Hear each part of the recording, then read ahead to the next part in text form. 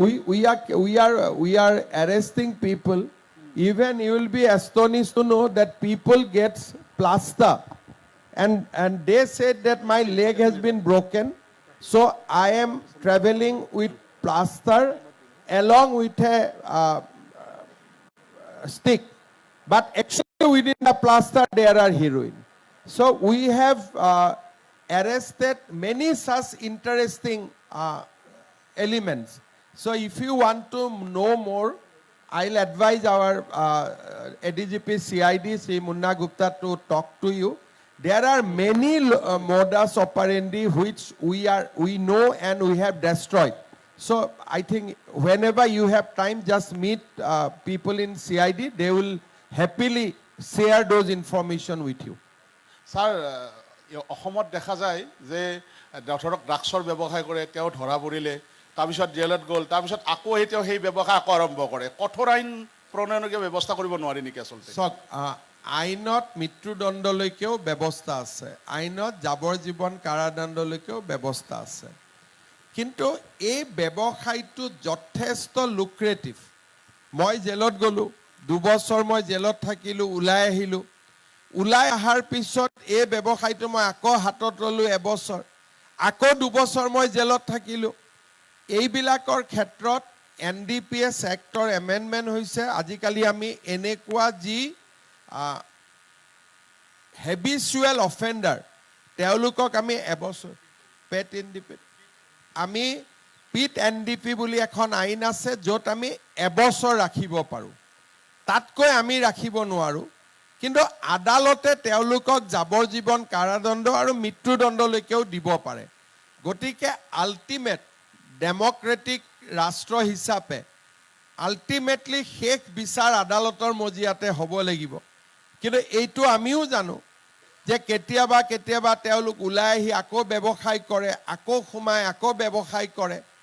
তেনেকুৱা পৰ্যায়তে অসম আৰক্ষী কঠোৰ হ'ব লাগে, আৰু তাতে আমি ৰাইজৰ সহযোগিতা বিচাৰোঁ। কেতিয়াবা কেতিয়াবা আপোনালোকে চাব যে যোৱা 5 বছৰত এই কামবিলাকৰ কাৰণে বিধানসভাৰ মজিয়াত আমাক ওলোটাই বহুত বেছি আক্ৰমণ কৰা হৈছিল। কিন্তু এইবাৰ বিধানসভাত মই এটা চেঞ্জ দেখিছোঁ। সকলোৱে কৈছে যে এইটো ক্ষেত্ৰত আমি সহযোগিতা কৰিম, নিশ্চিতভাৱে আমি কঠোৰ ব্যৱস্থা ল'ম আৰু আমি ৰাইজৰ সহযোগিতা বিচাৰিম। Sir, in last, you have already mentioned that in the last 5 years, drugs worth more than 3,200 crores. Sir, this is only the small part, or the somehow? I have an assumption that this will be 20% of the total drugs, because because even after arresting people and confiscated large amount of drugs, after 6 months we again arrest another module. I am of the opinion lot of modules are active, so these 3,000 crores will be, earlier I used to say 10%, but now I will say that it is 20% of the total drugs come into Manipur, Mizoram, Assam, and goes into the mainland of our country. However, within Assam,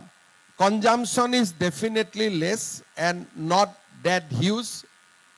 till now, but it is increasing somehow. Sir,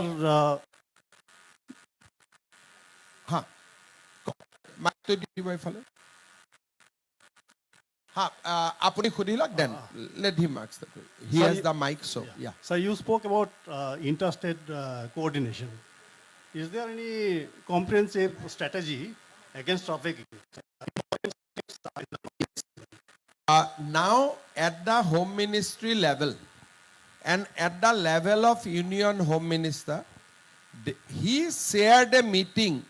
routinely where all the states DGP are there, which we call ANCOD. So he is presiding regular meeting of ANCOD, which actually a forum for all the agencies who are fighting against drugs. When I met Amit Shah ji recently, he told me that I'll soon come to Northeast and I'll have a meeting of state DGP and chief minister level also to establish better coordination. And he is doing this activity regularly. Today also he has only advised us that go and destroy all the drugs which is in your possession so that people can at last see our commitment. So war against drugs is a coordinated effort and it is being looked after and guided by Union Home Minister. So as I told you, the interstate coordination is much better than when we started this war. It is now much better. We get lot of cooperation so far as backward linkage, Manipur and Mizoram, forward linkage from Bengal, Punjab, Delhi. So we are now getting lot of cooperation in both backward and forward linkages. Sir, প্ৰথম কথা মুখ্যমন্ত্ৰী হৈ প্ৰথম আপুনি নলবাৰীলৈ দ্বিতীয়বাৰৰ কাৰণে আহিছে তাৰ কাৰণে ধন্যবাদ আৰু আপোনাক স্বাগতম জনাইছোঁ কিন্তু এই যিটো অত্যন্ত গুৰুত্বপূৰ্ণ কথাটো হ'ল গাঞ্জাই হওক বা ড্ৰাগছেই হওক আমি ধৰা নিউজবিলাক কৰি থাকোঁ গ্ৰাছৰুট লেভেলত পেডলাৰবিলাকক ধৰা হয় তাৰ পিছত ওপৰতলৈ নাযায় কোনে আনি দিয়ে সেইটো নাযায় তাতে সীমাবদ্ধ থাকে কিছু কিছু সামগ্ৰী পায় তাতে সীমাবদ্ধ থাকে এইটো কিয় থাকে তাৰ ওপৰৰ কেনেকৈ নাযায় এক মিনিট আপুনি নিশ্চয় অৱগত মাত্ৰ কেইদিনমান আগত আমাৰ মাজবাটত 10 কুইণ্টলৰ ওপৰত গাঞ্জা ধৰিছে একেলগে এখন ট্ৰাকত তাৰপিছতো কিন্তু আমি সৰু সৰুখিনি ধৰোঁ কিন্তু যোগাযোগ তাৰ ওপৰৰ যি চেইন সেই চেইনলৈ নাযাওঁ ক'ৰবাত কিবা মানে প্ৰচেছত গণ্ডগোল আছে নেকি দ্বিতীয়তে একেলগে সুধি লওঁ মই ছাৰ দ্বিতীয়তে মদৰ ক্ষেত্ৰত কিন্তু যথেষ্ট মানে ঢিলা কৰি দিয়া যেন দেখা যায় ৱাইন শ্বপটো বেলেগ কথা কিন্তু ৰাস্তাই ঘাটে অজস্ৰ ৱাইন শ্বপ ৰাস্তাই ঘাটে অজস্ৰ মানুহৰ মদৰ আড্ডা এই সম্পৰ্কত কিন্তু অপাৰেশ্যনবিলাক কম দেখা যায় গতিকে এই সম্পৰ্কত কি ব্যৱস্থা গ্ৰহণ কৰিব চাওক আমি যি ধৰণে ভাবোঁ যে এখন ট্ৰাক ধৰিলে ড্ৰাগছৰ ব্যৱসায়ীজনক ধৰিলে আমি তেওঁক ইণ্টাৰোগেশ্যন কৰিলোঁ তেওঁ আমাক এটা মণিপুৰৰ ফোন নম্বৰ দিলে মণিপুৰ এজনৰ নাম দিলে আপুনি মণিপুৰত গৈ দেখিলে মানুহজন নাই এইটো এই ব্যৱসায়টো এটা এনেকুৱা মডিউলত চলে যে মই জয়ন্ত মল্ল বৰুৱাৰ পৰা বস্তু কিনিছোঁ কিন্তু জয়ন্ত মল্ল বৰুৱা বুলি কথা পাতিছোঁ কিন্তু তেওঁ একচুৱেলি জয়ন্ত মল্ল বৰুৱা নহয় হয়তো 10 বছৰ ধৰি মানুহজনৰ লগত কথা পাতি আছোঁ কিন্তু তেওঁৰ আচল নামটো মই কেতিয়াও নাজানো অসমৰ সীমালৈকে মালিকটো আমি উলিয়াব পাৰোঁ অসমৰ বাহিৰত যোৱাৰ লগে লগে ইয়াক ধৰা অত্যন্ত টান হৈ পৰে আৰু সেইখন ৰাজ্যৰ আৰক্ষীৰো সমৰ্থনৰ প্ৰয়োজন হৈ পৰে সেইকাৰণে ইমান দেৰি যিটো মই বেকৱাৰ্ড আৰু ফৰৱাৰ্ড লিংকেজৰ কথা কৈ আছোঁ প্ৰিচাইজলি তাৰ বিষয়ে মই পাতি আছোঁ আৰু বৰ্তমান আমি মণিপুৰ বা মিজোৰামৰ পৰা সহযোগিতা পোৱা আৰম্ভ কৰিছোঁ যিটো আগত নাছিল সেইকাৰণে মই ভাবোঁ যে এতিয়া লাহে লাহে মালিকলৈকে যাব পাৰিম কিন্তু আচল মালিকজন আকৌ সীমান্তত নায়েই ভাৰতত নায়েই মাইনমাৰত আছে নহ'লে মাইনমাৰতকৈ দূৰত আছে হয়তো কোনোবা আমেৰিকাত বহি আছে ইংলেণ্ডত বহি আছে ডুবাইত বহি আছে আচল মালিকজন ওলোৱাটো অত্যন্ত কঠোৰ যাৰ কাৰণে ইণ্টাৰনেশ্যনেলি আজিলৈকে এই কামত গোটেই পৃথিৱী সফল হ'ব পৰা নাই নহ'লে মানুহক উলিয়াই পেলাই আজি ইমান দিনে ব্যৱসায়টো শেষ কৰি দিব পাৰিলেহেঁতেন ই আমি ভবাতকৈ যথেষ্ট বেছি ব্ৰেইনৰ কামেদি এই ব্যৱসায়টো চলে কিন্তু এতিয়া আমি সহযোগিতা মণিপুৰ মিজোৰাম পশ্চিমবংগ মেঘালয় সকলোৰে পৰা পোৱা আৰম্ভ হৈছোঁ গতিকে আগতকৈ আমাৰ ৰিজাল্ট আৰু বেছি ভাল হ'ব অসমৰ ভিতৰতে নিশ্চয় হ'ব অসমৰ ভিতৰৰ চেইনখিনি নিশ্চিতভাৱে ধৰিব পাৰি হয় আৰু সেই ক্ষেত্ৰত আমি নিশ্চিতভাৱে আৰু কঠোৰ কাম কৰিম আৰু মাজুলীৰ কমলাবাৰীতো গাঞ্জা দাহন কাৰ্যসূচী মুখ্যমন্ত্ৰীৰ নিৰ্দেশত 50 লাখ টকাৰ গাঞ্জা দাহ কৰা হৈছে মাজুলী আৰক্ষীয়ে এই গাঞ্জা দাহ কৰিছে কিছুদিন পূৰ্বে 4খনকৈ বাহনৰ পৰা জব্দ কৰা হৈছিল এই বৃহৎ পৰিমাণৰ গাঞ্জাখিনি মাজুলীক নিচাযুক্ত জিলা হিচাপে গঢ়ি তোলাৰ বাবে এই পদক্ষেপ গ্ৰহণ কৰা হৈছে মাজুলীক নিচামুক্ত জিলা হিচাপে গঢ়ি তোলাৰ বাবে এই পদক্ষেপ গ্ৰহণ কৰা হৈছে মাজুলীৰ এছএছপিৰ উপস্থিতিত দাহন কৰা হৈছে এই কাৰ্যসূচী দৃশ্যাংশ এই মুহূৰ্তত দেখুৱাইছোঁ মাজুলীত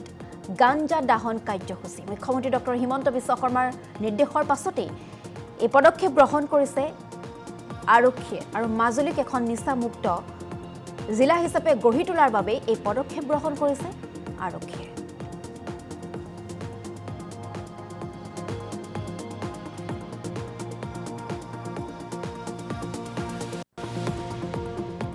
হয় আপোনালোকে গম পাইছে ইতিমধ্যে মাজুলী আৰক্ষীয়ে ইয়াৰ বিভিন্ন অঞ্চলত অবৈধ সুৰা আৰু নিচাযুক্ত দ্ৰব্য ড্ৰাগছ গাঞ্জা ভাং ইত্যাদি নিচাযুক্ত দ্ৰব্যৰ বিৰুদ্ধে অভিযান আৰম্ভ কৰিছিলে আৰু এই অভিযানৰ পৰিপ্ৰেক্ষিতত যোৱা সময়ছোৱাত দুটা কেছ মাজুলী থানাতে ৰেজিষ্টাৰ হৈছে য'ত আমি গাঞ্জা উদ্ধাৰ কৰিবলৈ সক্ষম হৈছিলোঁ এটা কেছত মুঠ 1 কেজি আৰু এটা কেছত 115 কেজি গাঞ্জা আমি উদ্ধাৰ কৰিছিলোঁ বনগাঁও অঞ্চলৰ পেৰাভাৰী নামৰ এখন গাঁওখনৰ পৰা এতিয়া আজি চেণ্ট্ৰেলি গুৱাহাটীত মাননীয় মুখ্যমন্ত্ৰী মহোদয়ৰ উপস্থিতিত যি ড্ৰাগছ ডিছপ'জেল প্ৰগ্ৰেম হাতত লোৱা হৈছে তাৰ সমান্তৰালকৈ অসমৰ অন্য জিলাসমূহতো জিলা পৰ্যায়ত এই ড্ৰাগ ডিছপ'জেল প্ৰগ্ৰেমটো হাতত লোৱা হৈছে সেই সূত্ৰে মাজুলীত যিখিনি অবৈধ গাঞ্জা আমি উদ্ধাৰ কৰিছিলোঁ সেই সকলোখিনি আজি ইয়াত ইটাভাটাটোত আমি ড্ৰাগ ডিছপ'জেল কমিটি অৰ্থাৎ মাদক দ্ৰব্য নিষ্পত্তি সমিতিসমূহ সদস্যৰ উপস্থিতিত ইয়াত আমি আজি ধ্বংস কৰিবৰ কাৰণে একগোট হৈছোঁ হয় দুটা গোচৰ ৰুজু হৈছে বুলি আপোনাক জনাইছোঁ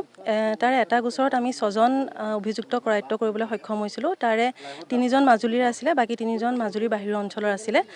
আৰু গোটেইকেইজনকে আমি লগালগ কৰায়ত্ব কৰি জুডিচিয়েল কাষ্টডিলৈ ফৰৱাৰ্ড কৰিছোঁ তেওঁলোক জেলত আছে আৰু কেৱল গাঞ্জাই নহয় সেই কেছটোত বৃহৎ সংখ্যক আমি টকাও জব্দ কৰিছিলোঁ প্ৰায় 4 লাখ এমাউণ্টৰ কেছ এমাউণ্ট আমি জব্দ কৰিছোঁ কেইবাটাও মোবাইল ফোন আৰু 3খন গাড়ী জব্দ কৰিছিলোঁ গতিকে এই যিটো চক্ৰ আছে মাজুলীত গাঞ্জা হওক বা ভাং হওক তাক সৰবৰাহ কৰা ইয়াত বাহিৰৰ ব্যক্তিও জড়িত হৈ থকাটো